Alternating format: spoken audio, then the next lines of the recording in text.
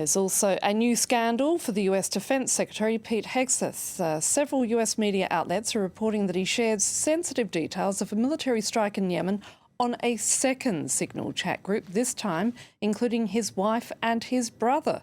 Joining me now from Washington, D.C. is France 24's Fraser Jackson. The American president says he's standing by his Defence Secretary, Fraser.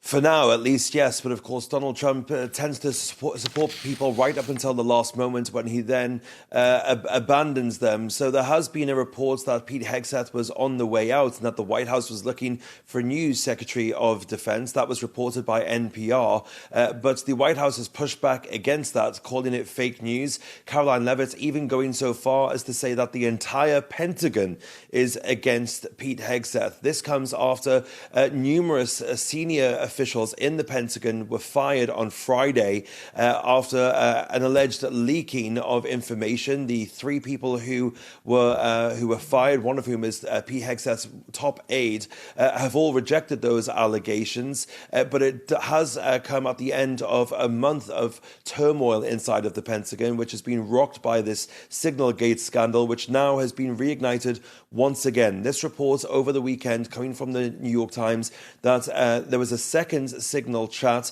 that Pete Hegseth shared that sensitive information of a Yemen strike with, and included in this Signal chat was his brother, who does work at the Pentagon, along with his personal lawyer, but also his wife as well, who it's not known whether she has any security clearance to be able to see these kind of details.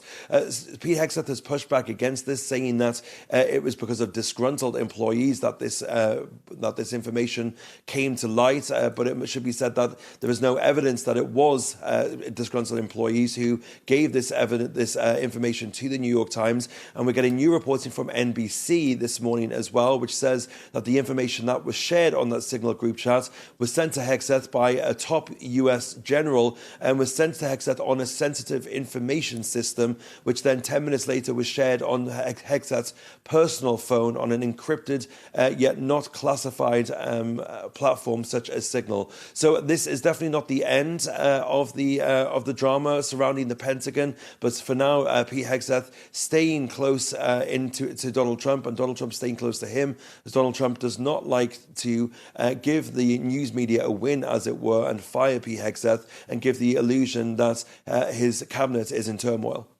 And there's been another development in that ongoing stoush between Donald Trump and American Ivy League colleges, with Harvard University now fighting back with their own lawsuit. What more can you tell us, Fraser? Yeah, Harvard University received a letter about a week or so ago from the Trump administration, which was basically looking to overhaul the way the university did things. And when the university pushed back and said that it wouldn't do what the administration wanted, then the administration threatens that it's going to freeze $2.2 billion worth of funding, money which goes to a lot of researching for cures for things like child cancers or Alzheimer's disease.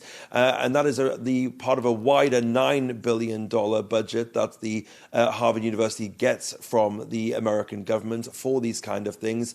Well, Harvard has pushed back and now is suing the government for saying that these actions are illegal and are not constitutional. So Harvard University pushing back against the administration, and it's been seen as a real kind of canary in a coal mine kind of case, because if Harvard wins, then this could be a good sign for other academic institutions which have also come under the scrutiny of the Trump administration. But of course, if the Trump administration wins, then it could mean that other universities and other businesses, like the law firms Donald Trump has also threatened to sue, will also fall into line. So Donald Trump once again flexing the limits of his power here, and we're going to once again end up in a court case to decide which way this is going to fall. Fraser Jackson reporting there from Washington.